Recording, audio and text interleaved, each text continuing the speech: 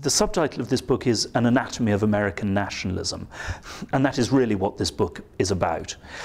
It looks at what until the 1950s was a term very widely used within the United States and with positive connotations. American nationalism was widely seen as a very positive, a progressive force, a force for the integration of the huge masses of immigrants from other countries who came to America.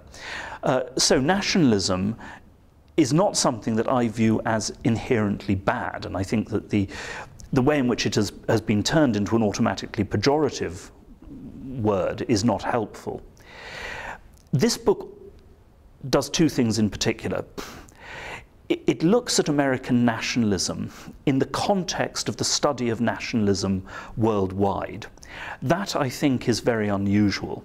Of course, I bring out all the ways in which American nationalism is indeed exceptional and unique.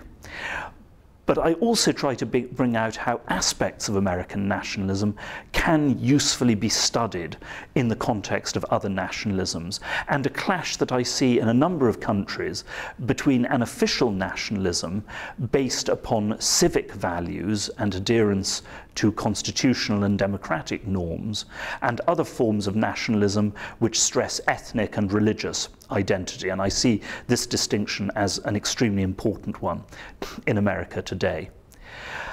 I also look at a very worrying feature of the American scene in the context of similar developments in other countries in the past. And that is the growing, accelerating economic and social decline of sections of the American conservative white middle classes, lower middle classes, and working classes. The book expresses great sympathy both with the religious culture of these elements of America and with their economic suffering, both over the past 2 generations, but of course still more in recent years. But it also warns very strongly that if you look at the way in which such classes under pressure have behaved in other countries, that this can be a very, very worrying tendency.